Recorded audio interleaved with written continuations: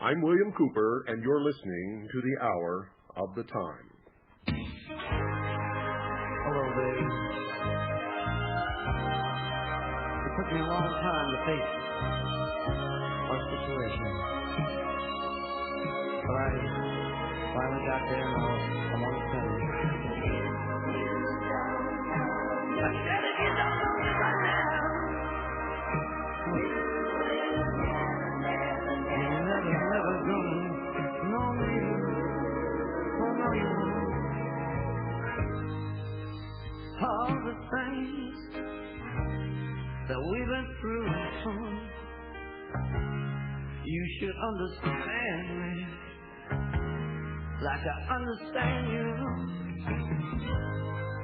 So sweetheart, I know the difference between right and wrong. I ain't gonna do nothing to upset our happy home. Oh, get so excited when I come home to the night, 'cause we only act like children while we argue both sides.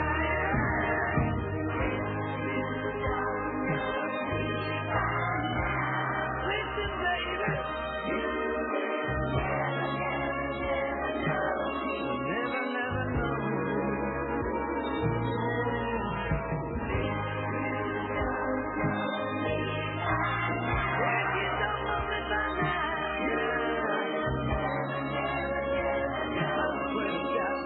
never know.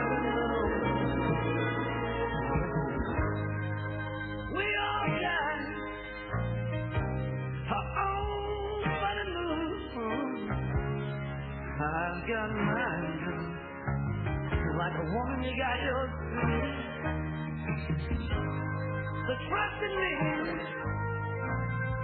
like I trust in you. For as long as we've been together, that should be so easy to do.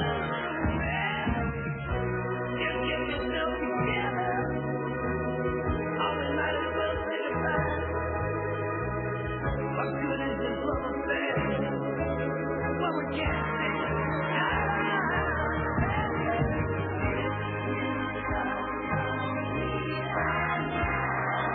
listen, baby, you'll never know me.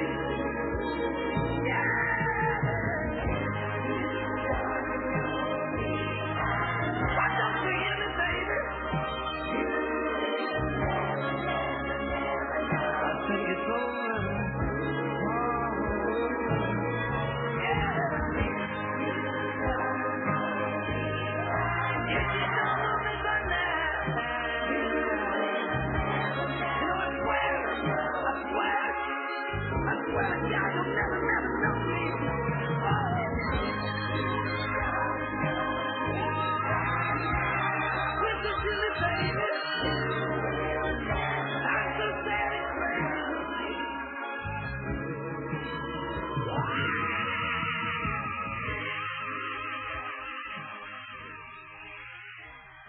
Ladies and gentlemen, please make yourself comfortable in your favorite chair if you have one.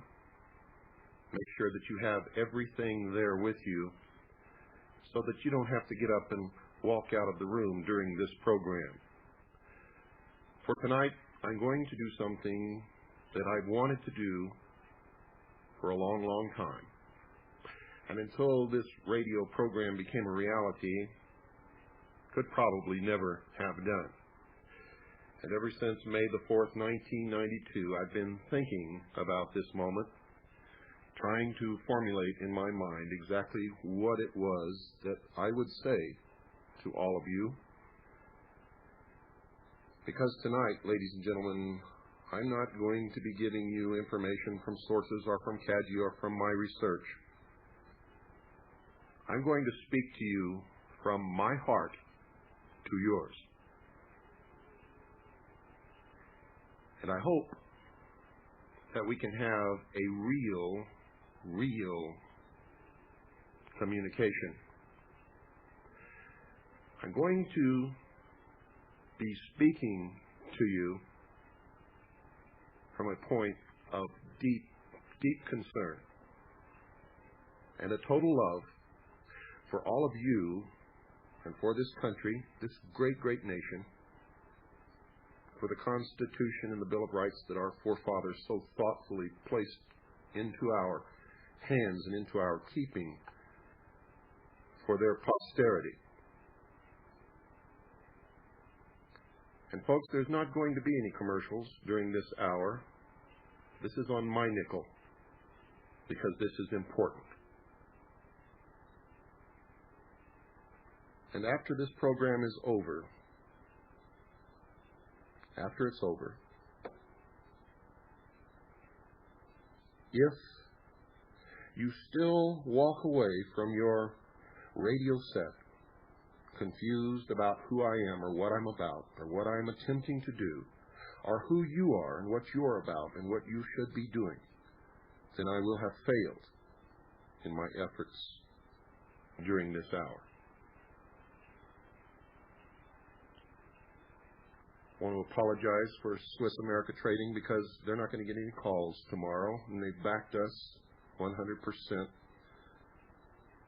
And I want to thank Craig Smith and Gene Miller and all the wonderful people at Swiss America Trading for all the help and the backing and support that they've given us and all the money that they have put out to pay for this airtime. When I tell you folks that they are truly our friends, it's no joke. It's not just something that I frivolously say into the microphone, for they truly are our friends. It has bothered me for a long, long time that I am attempting to reach out to you and give you a message, and so many people seem to be confused about what that message is. So many people come back to me asking questions that tell me that they don't really understand what it is that I stand for or what I'm saying or what they're supposed to do. I had a phone call this morning from a good friend of mine who lives in Texas who wanted me to make an appeal on the air for everyone to come together and fight for the same cause and forget their petty differences and all of these types of things. And he didn't understand why I cannot and will not do that. And this is just one example. Another person calls and asks me, why don't you belong to any of these groups? And he names off 5 or 6 or 7 groups. And I tell him, and he just doesn't quite understand. I'm going to try during this hour, folks, to let you know who I am, what I'm about, why I don't belong to organizations, and exactly what the message is that I'm trying to impart to you. For I am, and I've said this before, I am a messenger. Make no mistake about that.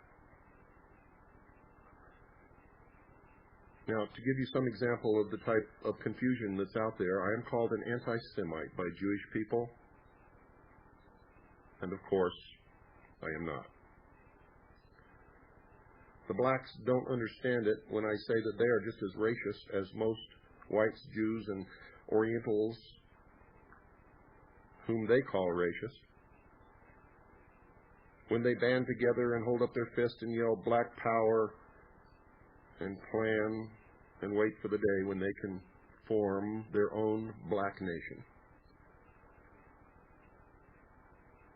So they don't know what I'm about. They're confused about who I am. I received a letter the other day from one of the leaders of the Aryan movement who claims that I have attacked the Aryan race. And he is wrong.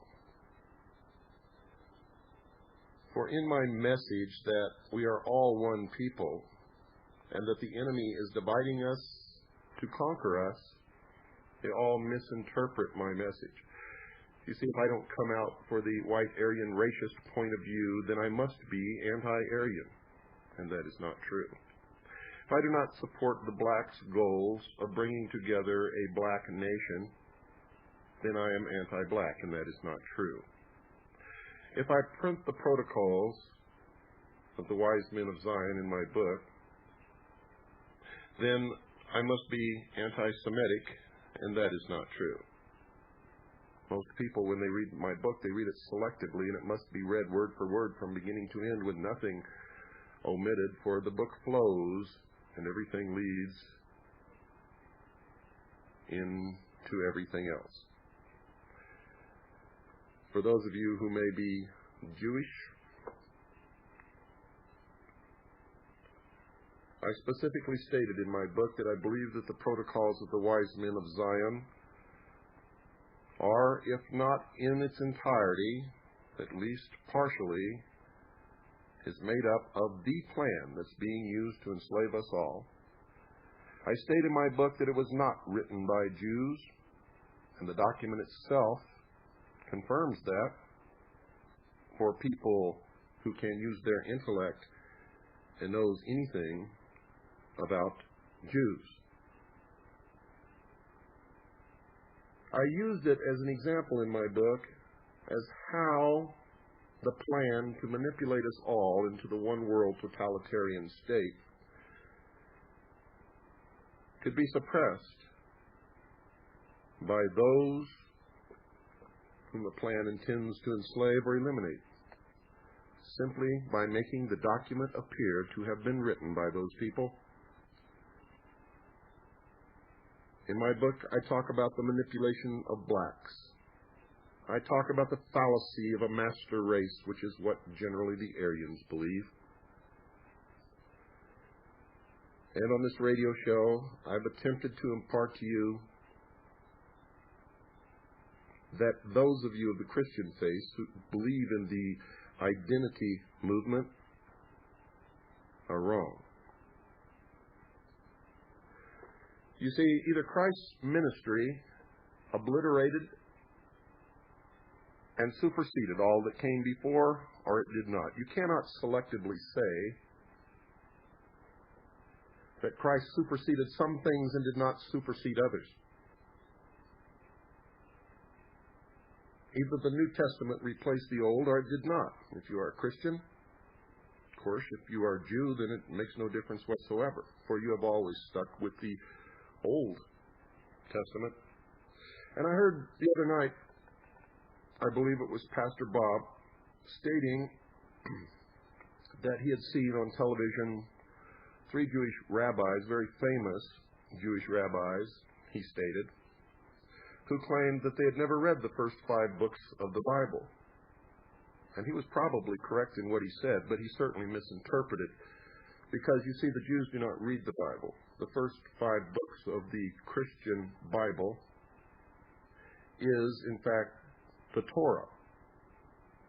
The Jews read the Torah in the original Hebrew,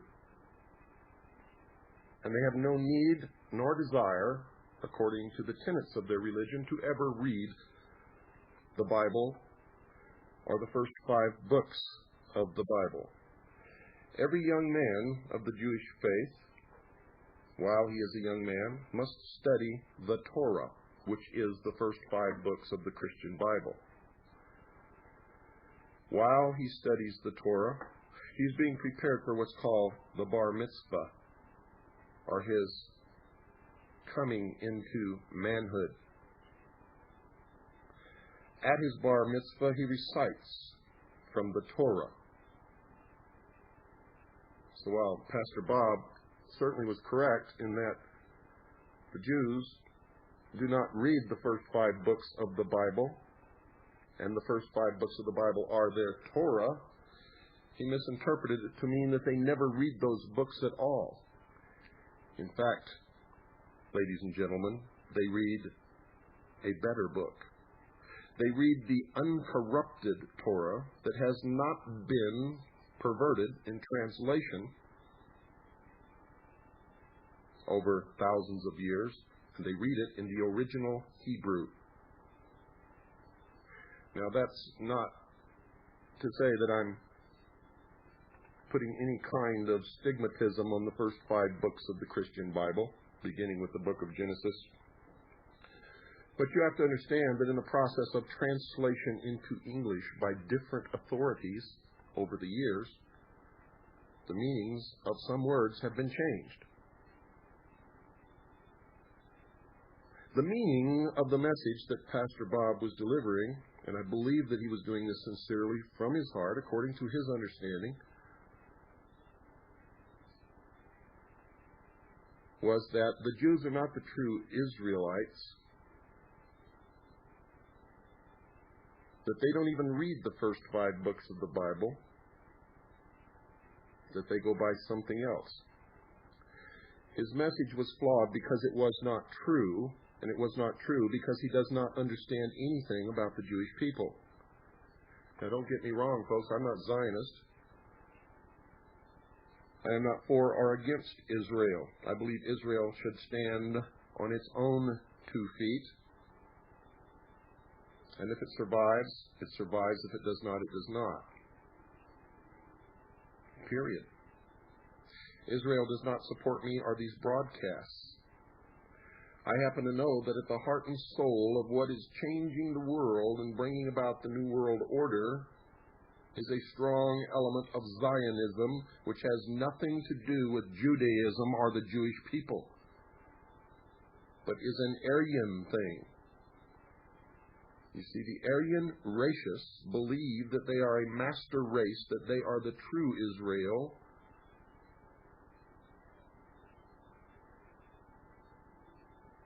And you can see this all over in Christian communities, and it permeates the state of Utah. The Mormon Church is probably the most Zionist entity that exists upon the face of this earth.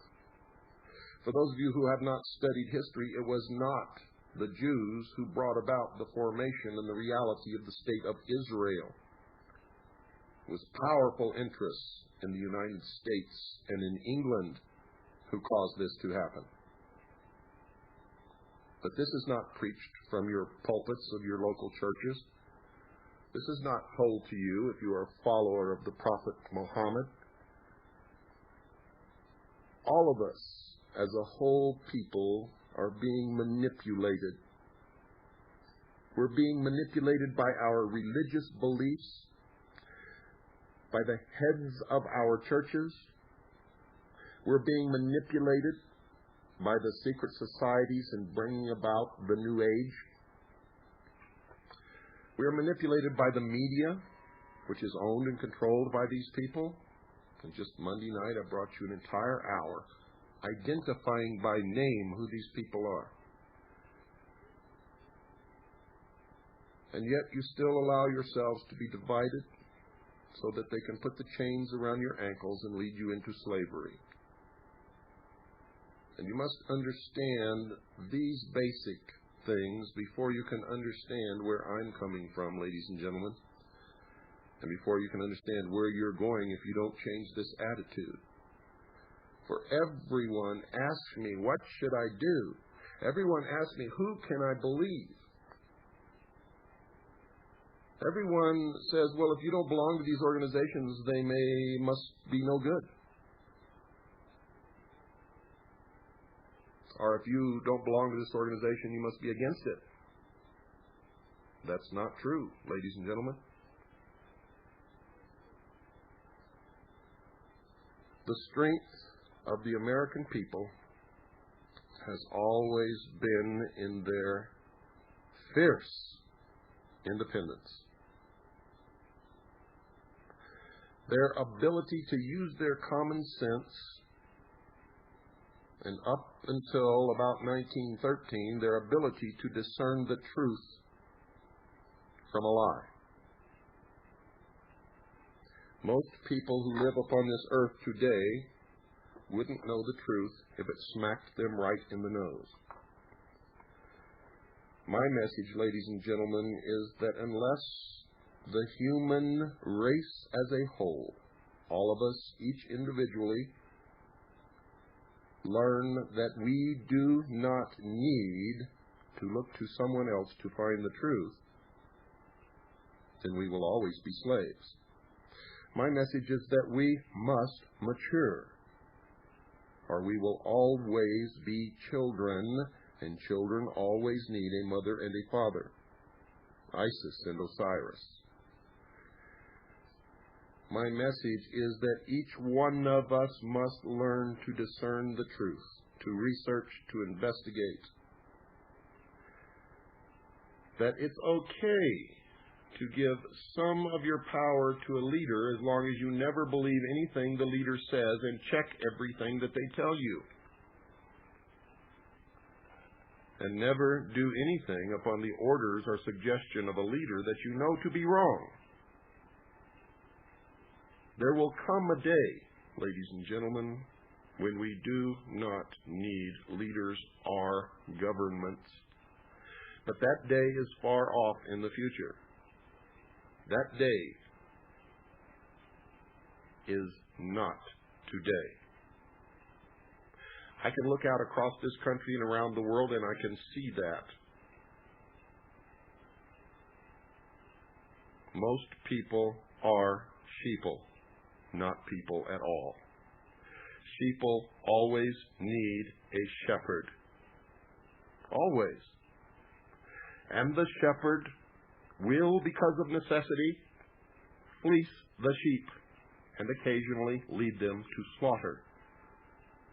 And until the sheep learn to become the shepherd of their own selves, this will always be true for mankind in general throughout the world. It will never be true for me, for I have transcended the need to revert to childhood. I do not need socialism. I don't need a mother and father. I don't need a babysitter.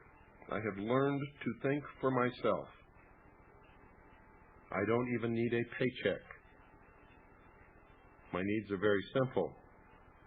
I have a great thirst, an unquenchable thirst for truth, for knowledge. I have an unquenchable desire to meet my Lord and Savior face to face. I have a great need to help other people and try to wake them, to wake the sheeple, to empower the people and save freedom for the entire world, not just for this country, but for all people, of all colors, of all religions, of all nationalities, beautiful or ugly or somewhere in between, I don't care.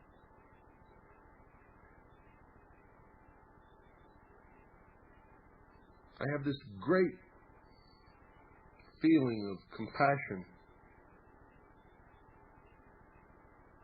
and understanding for those of you who are asleep and who cannot wake up. And I realize and understand that some of you never will, for it is not meant to be. For you cannot. You are afraid. Standing up alone without looking to someone for leadership or someone to tell you what to do or where to go or give you your pittance so that you can live is a very scary proposition for most people. But at the same time, it is the only means of salvation upon this earth for the human race until God decides to unfold and bring into realization the rest of His plan. Man was put here to make a choice, to make a decision. And those of you who say that everything is fated and everything must be and there's nothing you can do to change it, if that is true, Why do you go on? Why do you go to work in the morning? Why do you go to church on Sunday? If you do, why do you go to the mosque? Why do you go to the synagogue? Why do you bother? If everything is fated, it's going to come to pass no matter what you do. Why do you try to convert someone from an evil life to a good life? If everything is fated, that's their fate. Leave them alone. You see, on the one hand, you say you believe this, and on the other hand, you demonstrate to me that you don't believe it at all, that it's an excuse why you don't have to be responsible. We're at the fork in the road. If you take the right fork, you make the conscious choice. You have chosen to side with God in good, and you have chosen to take whatever consequences that decision entails, and that you must live your life in the faith, and that you must do as Jesus Christ taught us to do. Love thy neighbor as thyself, but you must still fight against the enemies of good. You must take a stand.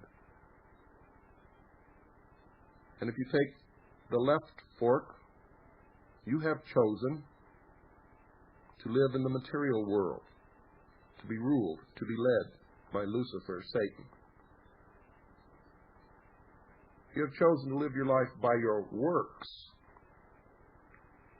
in the sure knowledge and belief that the promise that Satan made in the Garden of Eden is true, and that you will become God. That you will become God.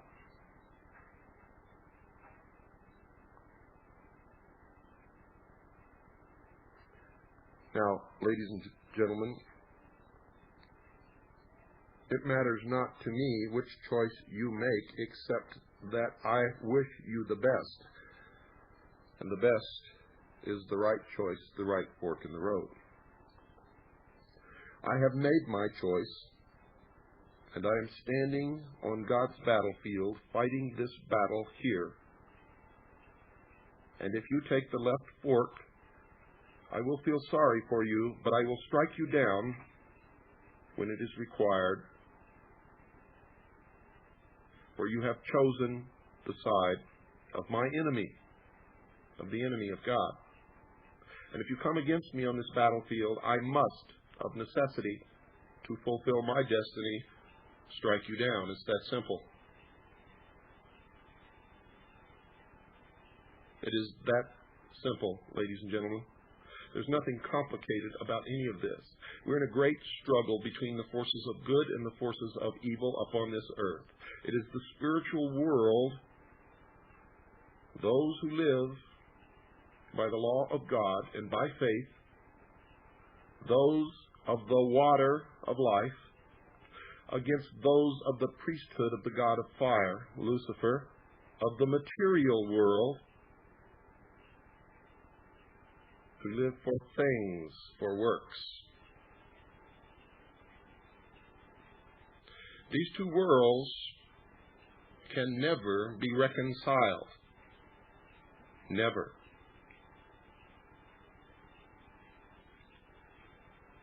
And if you've chosen the wrong path and you've been following it in your life, it is never too late to repent of all that you have done wrong, to go back to the fork in the road and take the right path. For God loves all equally. Equally. There is no master race. Whomsoever believeth in me shall have everlasting life, and there are no conditions attached to that statement. None. None of race, none of color, none of nationality, none of geography. It's time for our break, folks. Don't go away. I'll be right back after this very short pause.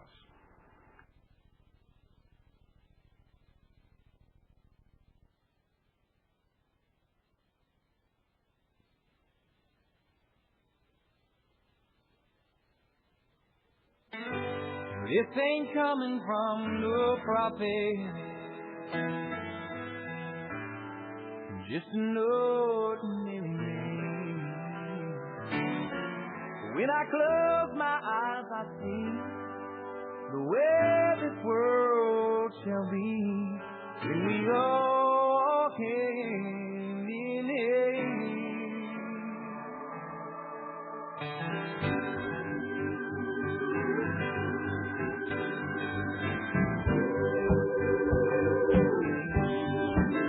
When the last child cries for a crust of bread, when the last man dies for his words that he said, when there's shelter over the forest hedge, we shall be free. The last thing we notice is the color of skin, and the first thing we look for is the beauty within. When the skies and the oceans are clean with gauge, then we shall be free. We shall be free. We shall be free. And say, walk round. We shall be free.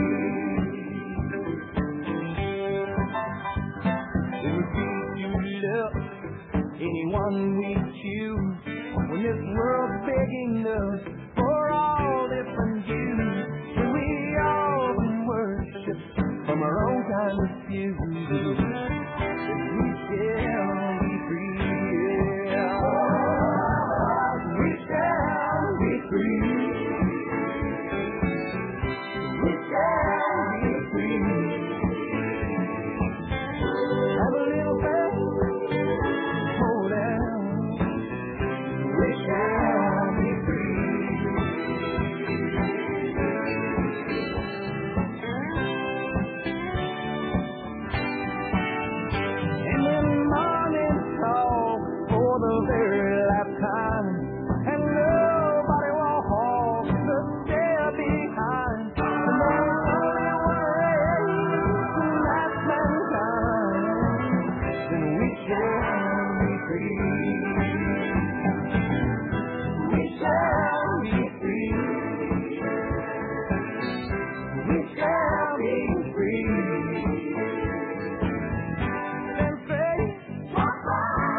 a little faith.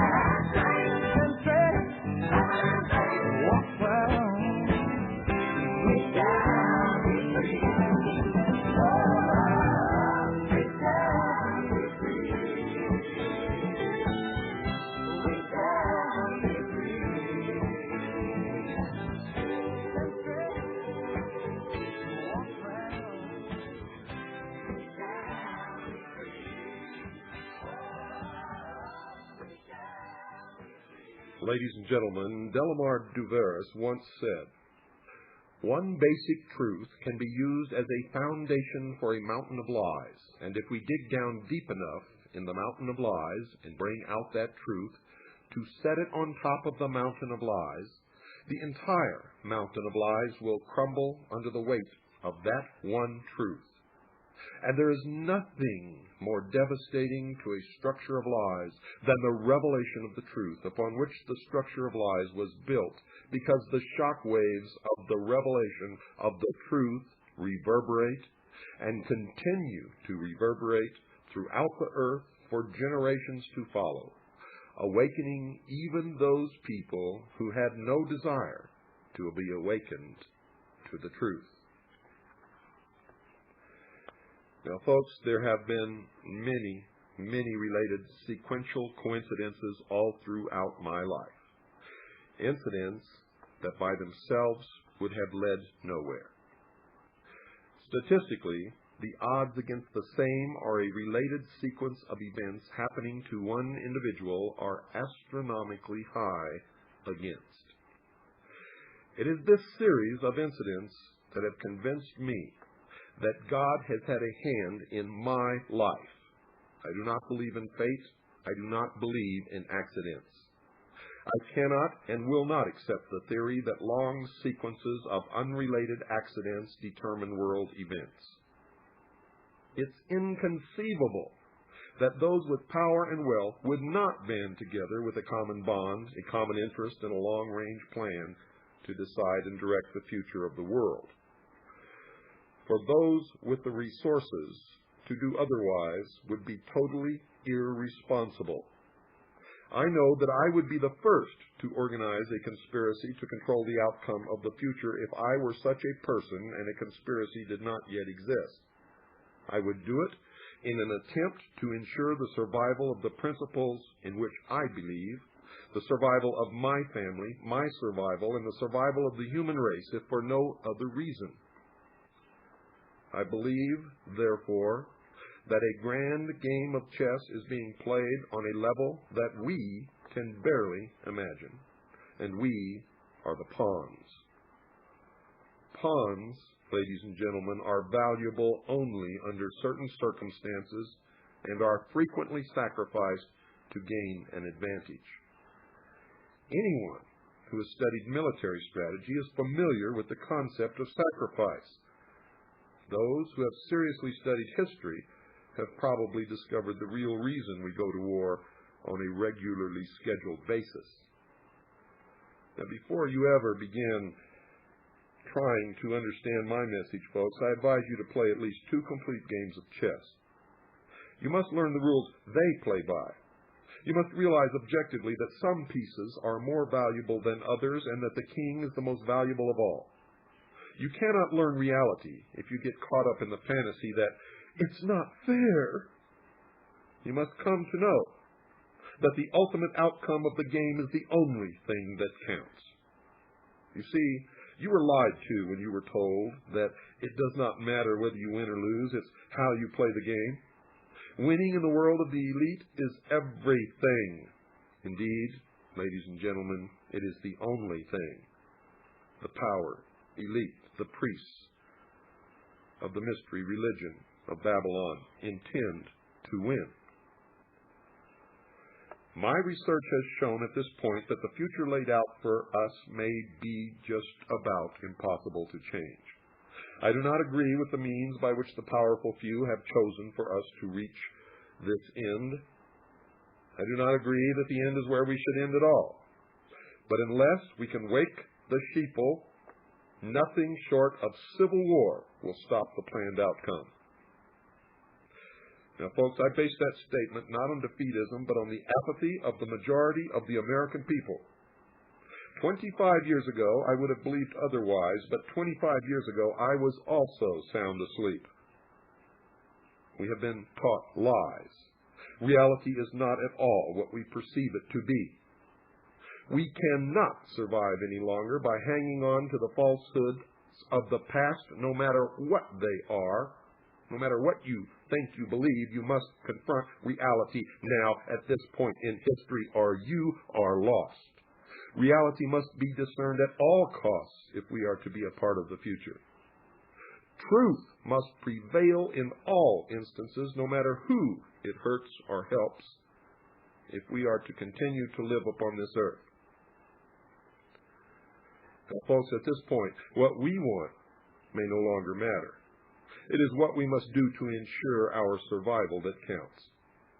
The old way is in the certain process of destruction, and a new world order is beating down the door. To cling to the past is guaranteed suicide. To remain apathetic is assured enslavement. To learn the truth and then act upon it is the only means of survival at this moment. To shrug off the information that you hear from all sources, and especially from the hour of the time, and to disregard its warning will result in the complete destruction of the Republic of the United States of America. You will never get a second warning or a second chance. Like it or not, this is it, stark reality. You can no longer turn your head, ignore it, pretend it's not true, say, it can't happen to me, run or hide. The wolf is at the door. I, ladies and gentlemen, fear for the little ones, the innocents, my little daughter, your son and your daughters, who are already paying for our mistakes. You see, there exists a great army of occupationally orphaned children. At this moment, they are attending government-controlled daycare centers, and latchkey kids who are running wild in the streets, and the lopsided, emotionally wounded children of single welfare mothers born only for the sake of more money in the monthly check. Open your eyes and look at them, for they are the future.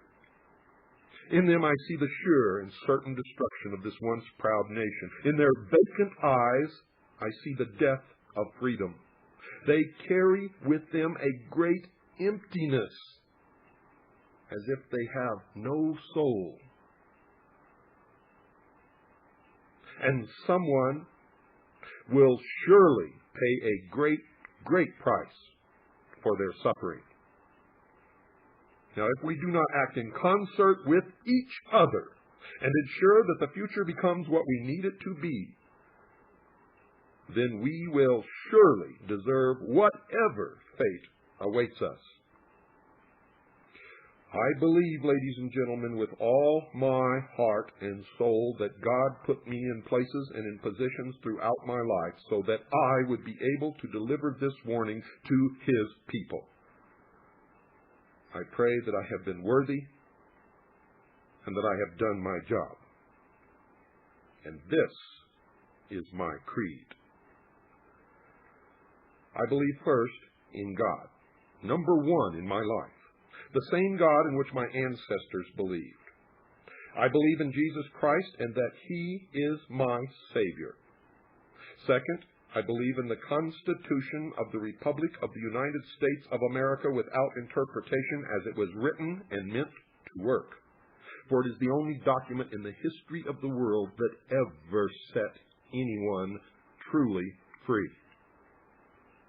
And no one else upon the face of this earth has ever lived as free as those of us who have lived under the Constitution and the Bill of Rights of the United States of America. I have given my sacred oath to protect and defend the Constitution of the United States of America against all enemies, foreign and domestic. Ladies and gentlemen, I intend to fulfill that oath. Third, I believe in the family unit, and in particular, my family unit. I have sworn that I will give my life, if it is required, in defense of God, the Constitution, or my family. And fourth, and I hope you listen to this very, very carefully. Fourth, I believe that any man without principles that he is ready and willing to die for at any given moment is already dead and is of no use or consequence whatsoever.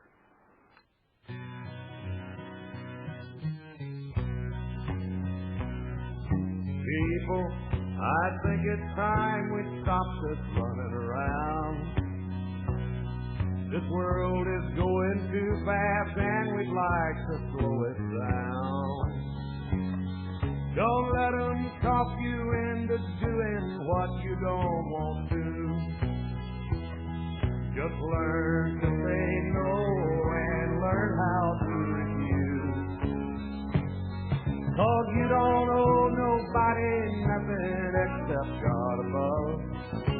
Go out and go after the things in life you love. Don't try to force it if it ain't going smooth. The one person that you should never try to fool is you. You can make it to the top, but only you'll know when to reach. And I am not not just talking, 'cause I practice what I preach.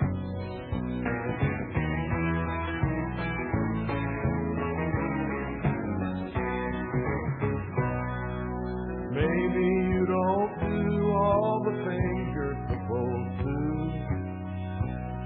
Your boss gives you a job you hate, but you smile, that's the rule. You see yourself playing the game and it's rubbing you wrong. Oh, you don't know how much more you'll take, how long can it go on? Well, you don't owe nobody nothing except God above. Go out and go after the things in life you love. Don't try to force it if it ain't going smooth. The one person that you should never try to fool is you. You can make it to the top, but only you'll know when to reach. And I am not just talking, I practice what I preach. No, I am not just talking, 'cause I practice what I preach.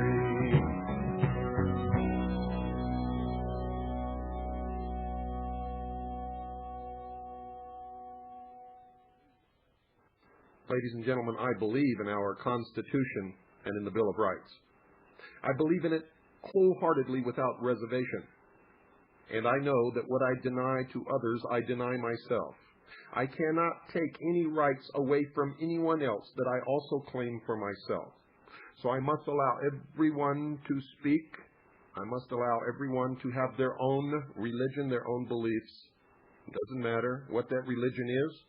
For if I deny them that right, then I also deny myself the right to my religion, and I realize full well that it could then be taken away from me. Many of you out there don't understand that. You're free.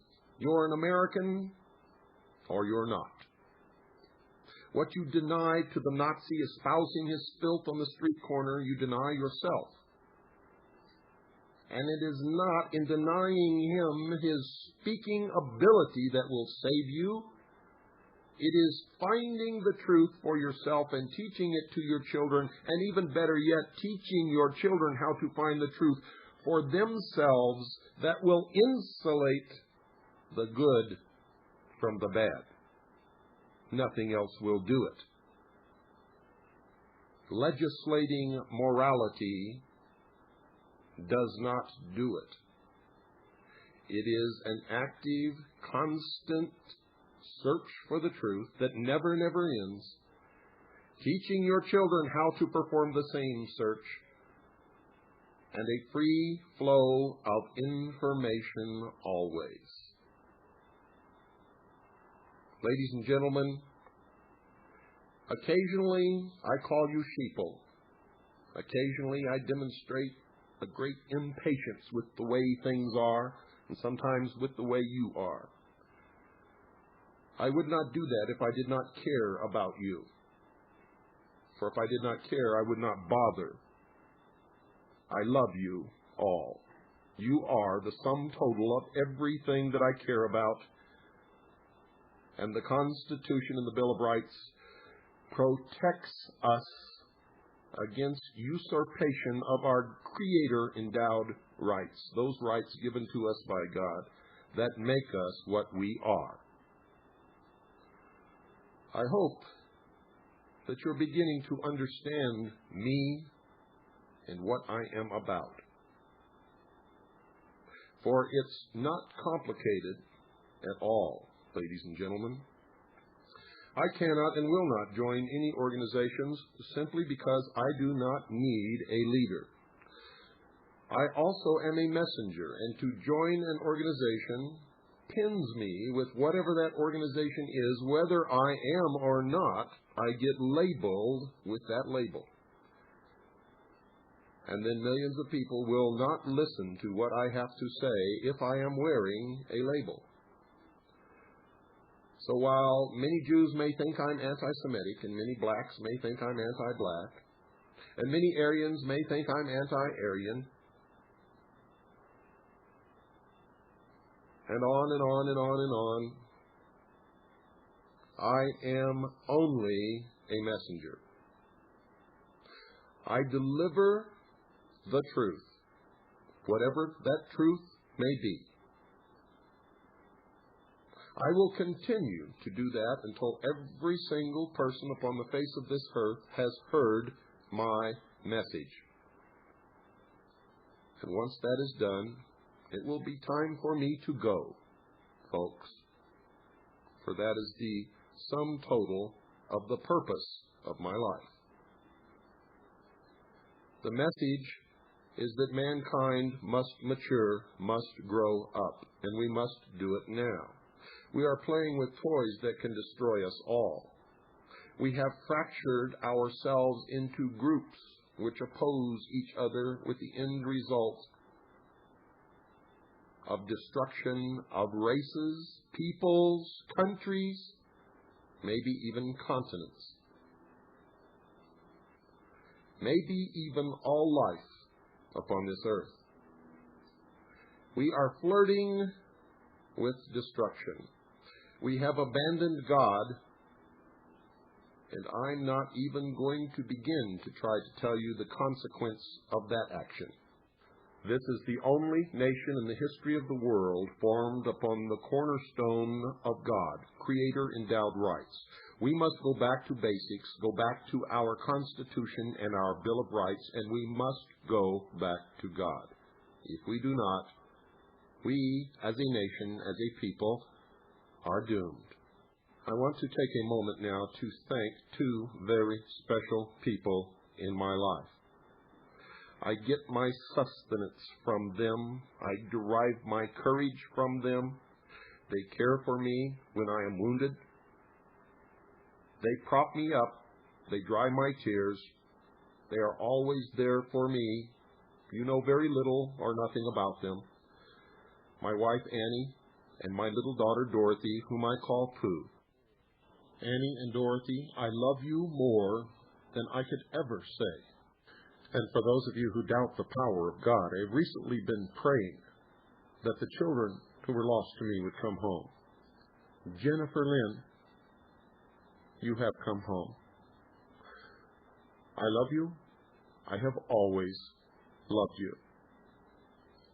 I dedicate the closing musical selection to those who have been with me during the roughest times of my life, Annie and Pooh. Good night. God bless America, and God bless you all.